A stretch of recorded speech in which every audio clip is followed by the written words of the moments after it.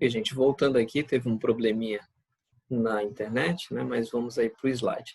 Então, eu havia falado para vocês do conjunto unitário e chegou agora a vez do conjunto vazio. Deixa eu colocar aqui o compartilhamento de tela. Pronto. Beleza, voltamos. Então tá aí, conjunto vazio. Conjunto vazio é quando você não possui nenhum elemento dentro dele. É claro, né? Obviamente. Ele pode ser representado de duas formas. Aqui, ó, o conjunto vazio aqui, estou dizendo que o B é um conjunto vazio, ele vai ser representado por esses dois símbolos aqui. Você repara que dentro não tem nada, né? Dentro não tem nada. E aí você usa só chave aqui e chave aqui para representar esse conjunto vazio. Ou ainda você pode utilizar essa outra representação, tá certo? Beleza. Só um detalhe importante, se você vê uma situação como essa aqui, que tem chaves e dentro dos chaves tem esse símbolo, isso daqui não é um conjunto vazio, tá bom? Por que não é um conjunto vazio? Porque você percebe que aqui dentro tem um elemento, que é justamente esse. E um detalhe importante, olha lá, o conjunto vazio está contido em qualquer conjunto. Ele é um subconjunto dos outros conjuntos. E já vou estar falando para vocês sobre os subconjuntos. Ok? Alguma dúvida aí, pessoal? Alguma dica? Alguma dúvida? Algum questionamento? Beleza, então vamos continuar. Ok. Vamos lá. Depois de conjunto vazio, nós vamos para uma outra definição, que são os conjuntos infinitos e os conjuntos finitos. Um determinado conjunto, ele vai ter uma quantidade limitada, e aí nós dizemos que esse conjunto é um conjunto finito. Se for uma quantidade ilimitada, será um conjunto infinito, porque possui infinitos elementos. N, assim, você tem N de A, é uma forma de você também representar o número de elementos que um conjunto A. Então, que o conjunto A aqui no caso possui. Quero dizer a quantidade de elementos que o nosso conjunto A possui, é só N, aí olha lá, parênteses e o A dentro. Ok? Então tá aí. Bom, eu falei para vocês agora há pouco sobre o subconjunto. O que é subconjunto? A gente também pode fazer uma inferência aqui a partir da definição. Subconjunto é uma parte do conjunto. É você ter um conjunto maior, como a gente tinha aquele primeiro conjunto aqui que eu mostrei para vocês, o conjunto A, dele eu vou tirar alguns elementos, eu vou retirar alguns elementos dele. E vou formar, por exemplo, aqui, ó, o conjunto D. O conjunto D, ele é formado pelo 3 e pelo 5. São dois elementos que fazem parte do conjunto A. Então, nesse caso, eu posso dizer que o conjunto D é um subconjunto do conjunto A. Posso representar através do diagrama de Venn também dessa forma aqui. Ok? Então, tá lá. O conjunto D é igual aos elementos 3 e 5 e eles estão inclusos no conjunto A. É uma parte do conjunto A, o conjunto D. Está aí, ó. E aí, digo que D é subconjunto de A e também posso dizer que D está contido em A. Eu falei agora há pouco de uma relação de pertinência, elemento e conjunto. Agora a gente está falando de conjunto e conjunto. Embora seja um subconjunto, mas a gente trata isso, tá? Conjunto e conjunto, relação conjunto, a gente fala está contido ou não está contido. A gente fala contém ou não contém. Quando você tem esse Czinho um pouco achatado aqui, nesse caso, nós estamos falando que o D está contido em A, ou seja, o D é subconjunto de A. Nesse outro exemplo, nós estamos vendo aqui que A contém B. Olha, tá vendo a diferença? Pode ser sutil, mas existe aí uma diferença. Olha lá, D está contido em A, ou seja, D está dentro de A, em outras palavras, né? E nesse outro caso aqui, eu digo que A contém B. O símbolo é o contrário, né? Feita uma rotaçãozinha aqui. Então, A contém B. Se A contém B, quer dizer que dentro do A nós temos o B. Detalhezinho importante, tem algumas questões que trabalham apenas com símbolos, com representações, não necessariamente com um probleminha para ser resolvido. Então, também é necessário a gente atentar para esses detalhes. A gente pode falar de igualdade entre conjuntos também. Igualdade entre conjuntos. Dois conjuntos serão iguais quando eles possuírem os mesmos elementos. O conjunto A vai ser igual ao conjunto B se o conjunto A possui exatamente os mesmos elementos que o conjunto B possui. E aqui eu botei um detalhe importante, que é em relação à atenção aos símbolos. Aqui nós temos pertence e não pertence. Eu estou falando de um elemento em relação ao conjunto. Se ele está dentro ou não. Se ele pertence ou não àquele conjunto. E aqui estamos falando de está contido ou não está contido, de contém ou não contém. Está contido, é porque está dentro. Se contém, é porque ele diz, ó, dentro de mim que sou o conjunto A, possui o conjunto B. Lembrando lá do exemplo que eu dei. Tá certo, gente? Ok. E o conjunto universo? Esse conjunto universo aqui é o conjunto maior. Para aquela situação, a gente pode considerar que o conjunto universo aqui é o conjunto A. E dentro do conjunto A tem um conjunto D. Olha aqui, ó. Eu disse aqui nesse início que os valores do meu conjunto A pertencem aos naturais. Os naturais é o conjunto universo. Dentro do conjunto universo, nós vamos ter esse outro subconjunto, que eu quero apenas os ímpares menores do que 10. Então, ideia de conjunto universo é justamente isso. Conjunto universo, você vai pensar que é o todo. Ok? Beleza, né, gente? Conjunto das partes. Nós falamos sobre os subconjuntos, né? Eu dei o exemplo de aqui, o conjunto D. Eu dei o exemplo de apenas um conjunto, né? O conjunto D.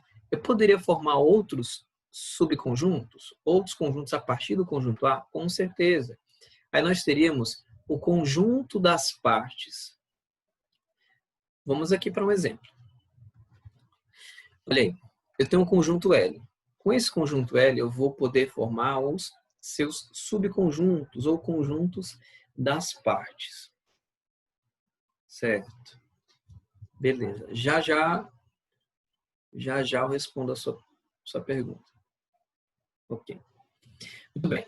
Voltando aqui. Então, nós temos esse conjunto L. A partir dele, nós vamos descobrir quantos subconjuntos, né?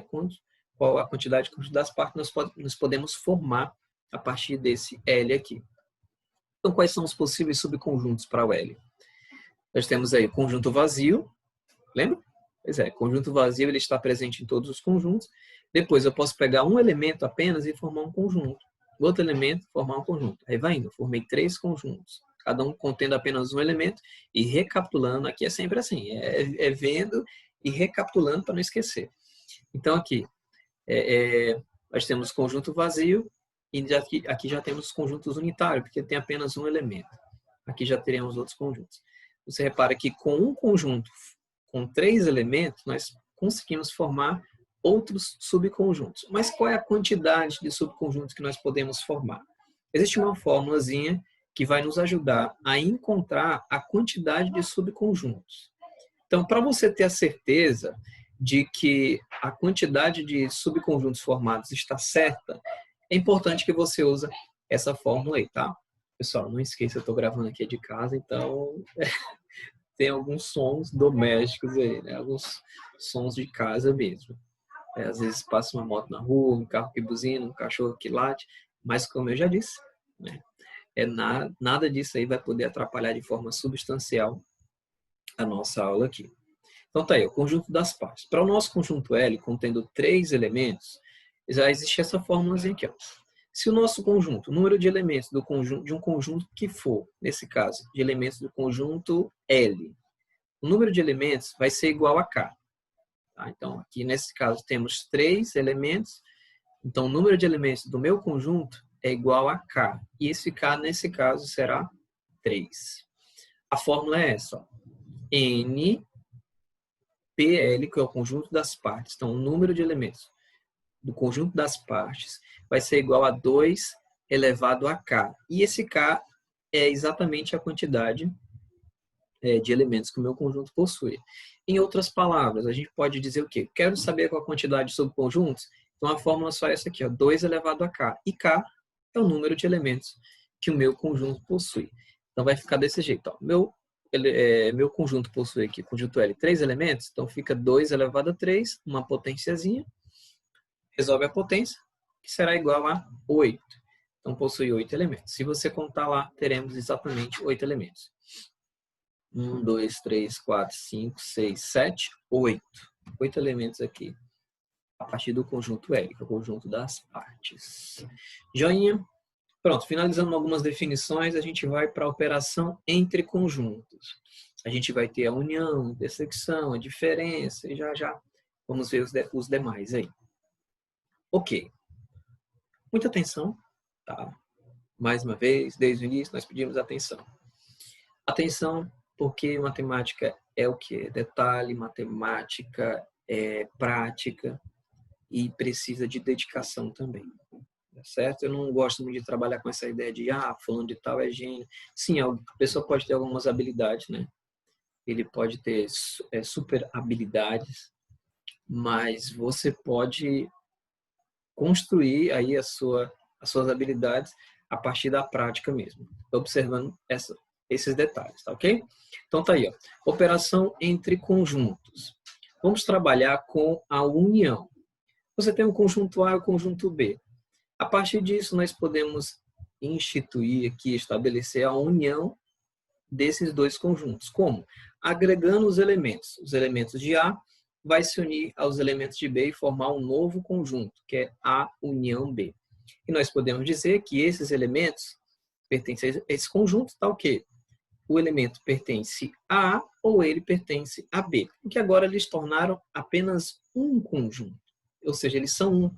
Estão unidos. Joinha? Então, é basicamente isso. Está aqui um exemplo para ficar bem claro para vocês. Temos o conjunto A e o conjunto B. O conjunto A formado pelos elementos 1, 2 e 3. E o conjunto B, temos aqui 3, 4 e 5. 3, 4 e 5. Vamos uni-los? Vamos. Então, ó, olha lá como é que ficou a união. 1, 2, 3, 4 e 5. Aí você observa um detalhe. Olha lá, tem um detalhezinho ali. Perceberam que tem o 3 no A e o 3 no B também? Pois é. E por que ele apareceu só uma vez aqui? Porque ele é o mesmo elemento. Então, quando você tiver o elemento igual, tá, nos dois conjuntos aqui, você não repete. Por favor, não repita eles. Também uma dica importante aí, se você puder anotar, é bastante interessante. Ok. Uma outra forma de representar é através do nosso diagrama. Já vimos o diagrama de Venn, ou apenas diagrama, a gente conhece ele assim. Vai ser dessa forma aqui, ó. A união B, já expliquei isso aqui para vocês, então quer dizer que o X pertence a A ou o X pertence a B. Atenção aqui para o ou, esse conectivo, ou quer dizer que ele é comum a eles. Ou ele pertence a esse conjunto, ou ele pertence a esse conjunto. Ou seja, eles fazem parte agora de um só conjunto. É por isso que os dois círculos estão da mesma cor. Você vai ver na intersecção, na diferença, algumas outras diferenças. Tá certo? Então, seguindo aí, chegamos na interseção. Ou interseção, né? Entre esses elementos de um conjunto. Temos dois conjuntos aqui, na verdade, entre conjuntos, tá? Essas operações, são entre os conjuntos. Nesse caso, conjunto A e conjunto B. Você quer fazer a intersecção entre o conjunto A e o conjunto B? Vai ser isso, ó. Tá, ok, esses elementos, no caso, X. Esse X, gente, é um elemento, tá? Um elemento lá do conjunto ou que faz parte dos dois conjuntos.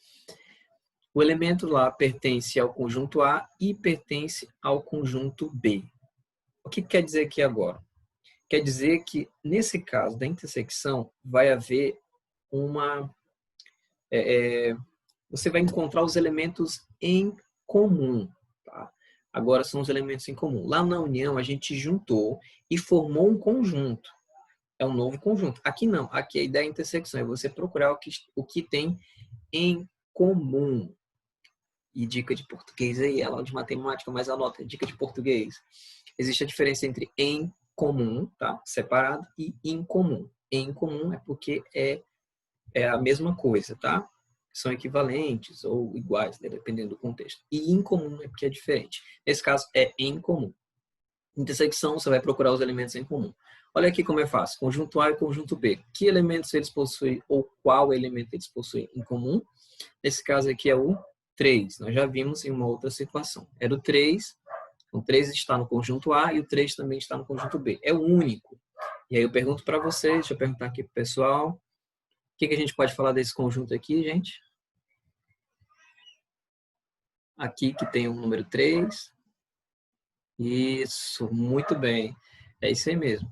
Nesse caso aqui, o conjunto, que é a intersecção de A e B, terá apenas um elemento e é o conjunto unitário. Muito bem, então lembrando aí. E aí, a forma de representar, a forma gráfica, né, da gente representar através do diagrama, é essa daqui. A intersecção B. Você repara que os elementos, eles são comuns, porque, olha lá, conjunto A, aqui conjunto B. Você está vendo que tem uma região que ela é comum entre eles. Uma está sobrepondo a outra. Quando isso acontece, é justamente nessa região que temos os elementos em comum. Em comum. Chegando aí na diferença, estamos quase no finalzinho da nossa aula. Chegando aí a diferença, já vimos união, interseção, e agora a vez da diferença. Diferença entre dois conjuntos. Nós temos aí, ó. Agora eu tenho um conjunto A e o conjunto B. Vamos aí para a diferença entre esses conjuntos. Bora lá. Diferença aqui entre o conjunto A e o conjunto B. É representada assim. A menos B, diferença é subtração, tá lembrado? Uma das operações básicas da matemática, a diferença é subtração. Então, a diferença, por isso que apareceu o sinal de menos aqui, ó. A diferença entre o conjunto A e B, ou seja, A menos B, alguns elementos está o quê? X pertence a A e X não pertence a B. Ou seja, a diferença entre o conjunto A e o B, ou seja, A menos B, vai ser exatamente igual aos elementos que estão em B, mas não estão em A. Por isso que ele diz assim, ó, pertence a A e X não pertence a B. Tá bom? A menos B é o quê? Vai procurar os elementos que estão em A, mas não estão em B. E se fosse B menos A? Seria exatamente o contrário, né? Então, os elementos que estão em B, mas que não estão em A. Então, tá aqui, os dois conjuntos. Eu tenho o conjunto A, 1, 2, 3. São os seus elementos. Conjunto B, 3, 4 e 5. E agora vamos procurar. Quais elementos possui aqui no conjunto A, que estão contidos e pertencem, ó, elementos pertencem. Quais elementos pertencem ao conjunto A, mas não pertencem ao conjunto B? Vamos lá, reparar. Ó, 1 e o 2 só estão no A, o 3 está no A e B e pronto. Então, nesse caso, nós teremos os elementos 1 e 2, ou seja, A menos B é igual a 1 e 2. São esses dois elementos aí. E a diferença, através do diagrama, vai ser representada dessa forma aqui. Você repara que A menos B ficou como? Só o A, ele está chanfrado aqui. Só o A, ele está destacado. Por que essa outra parte aqui não? Já que o A é isso. O A não é isso aqui? Pois é. E por que ele não chanfrou essa parte aqui também? Justamente, na verdade foi eu, né? Por que eu não chanfrei? Porque foi eu que editei isso aqui. Porque se chanfrasse essa parte aqui, estaria pegando também o conjunto B. E repara, ó, pertence a A, mas não pertence a B. Se isso acontecesse, nós estaríamos fazendo aqui, trabalhando com a interseção dos elementos de conjunto B. E não apenas com os elementos do conjunto A. Ok? Muito bem. Chegamos aí ao complementar. O complementar, gente, pronto. Complementar, eu vou explicar em palavras mais simples para você entender, tá? Complementar é o quê? Lembram que a gente tem aqui, ó, trazer de novo esse conjunto. Tem o conjunto A e o conjunto B. O conjunto A tem os elementos 1, 2 e 3. E no conjunto B eu tenho 3, 4 e 5. A minha pergunta agora é, que elementos eu preciso ter aqui no meu conjunto? Olha lá. Que elementos eu preciso ter no meu conjunto A né, para ele ficar igual ao conjunto B. Que elementos são esses? Olha aqui. E o complementar. O complementar é B menos A. O complementar de A em B é esse aqui, ó, é B menos A. Se repara agora, trouxe aqui um exemplo para vocês. Ó. O A é 1, 2 e 3, são seus elementos, e B 1, 2, 3, 4 e 5. Complementar de A em B é B menos A. Aqui é B menos A, tá, gente? Ó, olha aqui, ó. BA, B menos A. Então, que elementos estão no B, mas não estão em A? É essa nomenclatura que todo mundo já sabe, né? Então, o que está em B que não está em A? Ou, em outras palavras, você poderia estar também utilizando, né? Que elementos eu preciso tirar ou copiar do conjunto B para que ele, lá, o meu conjunto A, ele fique igual ao conjunto B. Nesse caso, é o 4 e 5. Tá? Complementar isso. Procure no outro conjunto que falta no conjunto de referência para que ele fique exatamente igual a esse conjunto. No caso aqui, B menos A, são os elementos que estão em B, mas não estão em A. Falei para vocês do conjunto universo, né? E aqui a gente pode trabalhar com o U sendo o conjunto universo, 1, 2, 3, 4 e 5. E o complementar, tá? O complementar do conjunto A é justamente os elementos que estão lá no conjunto U, mas que não estão no conjunto A. É 4 e 5, dada a situação aqui. Bom, e falando de número de elementos, a gente chega numa formulazinha, eu acredito que é bastante importante também, que é essa daqui, ó. Quero saber o número de elementos da união de um conjunto com outro conjunto, nesse caso, conjunto A com conjunto B, é através dessa fórmula aqui, ó. Número de elementos de A união B. Unir os dois conjuntos. Quantos elementos nós teremos aí a partir dessa união? Vai ser igual ao número de elementos de A mais o número de elementos de B menos o número de elementos da interseção entre esses dois conjuntos. Tá? É uma fórmula bem simples. Ó, número de elementos de A mais o número de elementos menos o número de elementos da intersecção entre eles. Ó, vou explicar essa fórmula aqui. É muito simples. Se você quiser saber a quantidade de elementos da união, você pensa assim, ó, se eu juntar o conjunto A com o conjunto B, vamos dizer que o conjunto A tem 10, o conjunto B tem 5. Se você somar, obviamente, 10 com 5 vai dar 15. Então, você pensa assim, então, o número de elementos do conjunto,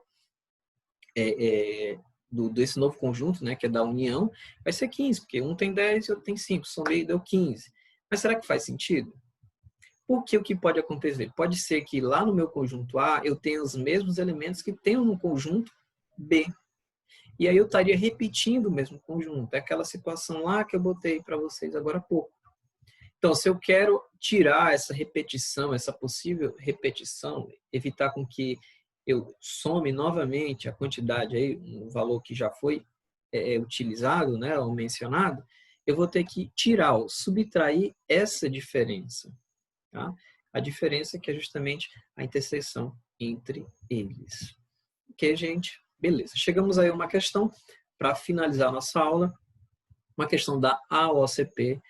Eu decidi encontrar uma da banca, eu vou estar sempre procurando questões da própria organizadora, para que nós tenhamos cada vez mais contato com ela e descobrimos qual é a sua forma, a sua estratégia de apresentar as questões, de cobrar, enfim.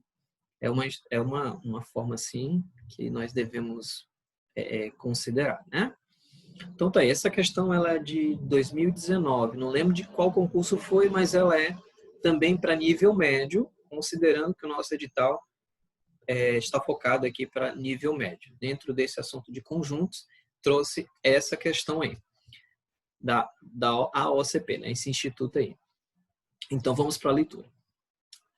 Um trabalho com 2 questões de matemática foi dado a um grupo de 50 alunos.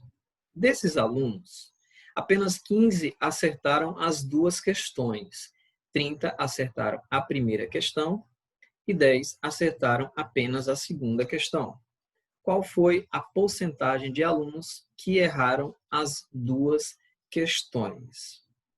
Então, ele quer saber qual a porcentagem de alunos que erraram as 2 questões. Mais uma vez, que foi a dica que eu deixei lá na nossa primeira questão, que é o quê? Destaque. Destaque a pergunta para que não haja confusão. Tá? Então tá aí, ó. Qual foi a porcentagem de alunos que erraram as duas questões? Ou seja, não acertou nenhuma e nem acertou, digamos assim, das duas, ele tem que errar tudo, né? De 100% ele errou tudo. Então, bora lá. Vamos só retirar algumas informações importantes desse texto, né? Do texto dessa questão. O grupo de alunos é 50. Tá? Esse grupo possui 50 alunos. Desses 50, apenas 15 acertaram as duas questões. Ó, 15 acertaram as duas questões. 15 acertaram as duas questões. 30 acertaram a primeira questão. Olha aqui um detalhe. 30 acertaram a primeira questão. Olha, ele não disse acertaram apenas a primeira questão. Eles falaram 30 acertaram a primeira questão. Então, pode ser que nesse grupo tenha gente que acertou a primeira e a segunda, e também pode ser que tenha gente que acertou apenas uma questão. Então, 30 acertaram a primeira questão. E ele segue dizendo, 30 acertaram apenas a segunda questão. Olha, agora já apareceu, 30 acertaram apenas a segunda questão. Acertaram apenas uma questão. Então, vamos lá. Separei aqui essas informações. 15 acertaram as questões 1 e 2, 30 acertaram a questão 1 e 10 acertaram apenas a questão 2. Nós vamos trabalhar agora com aqueles diagramas. Os diagramas vão ser muito utilizados nesse conteúdo aqui, nesse assunto de conjuntos. É necessário, tá, gente? É uma forma de você visualizar melhor a situação e resolver o problema. Então, tá aí. Ó. Você lembra que ele disse que 15 acertaram as questões 1 e 2. Vamos trabalhar com a ideia de conjunto? Então, nós vamos ter dois conjuntos. O conjunto dos que acertaram, ó, o conjunto que eu vou te chamar de conjunto 1, são os que acertaram a questão 1, a primeira questão. E o outro grupo vai ser o grupo 2 das pessoas que acertaram a segunda questão. Grupo 1 e grupo 2. Então, nós vamos usar dois círculos aqui. Ó. Grupo 1 e grupo 2.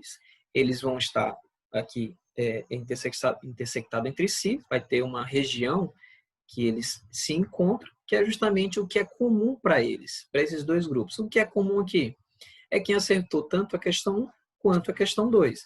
E você repara que no enunciado ela diz que 15 pessoas acertaram a questão 1 e 2. Então, nós já vamos começar a montar aqui. Essa região aqui são dos que acertaram as duas ao mesmo tempo, como eu acabei de falar, né?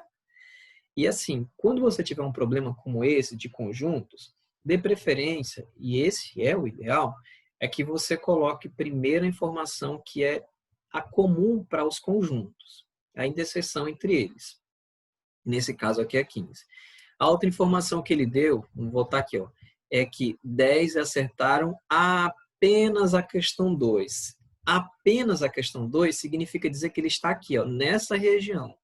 Esse daqui é apenas o 2. Se eu colocar nessa daqui, seria os 2, já está preenchido, né?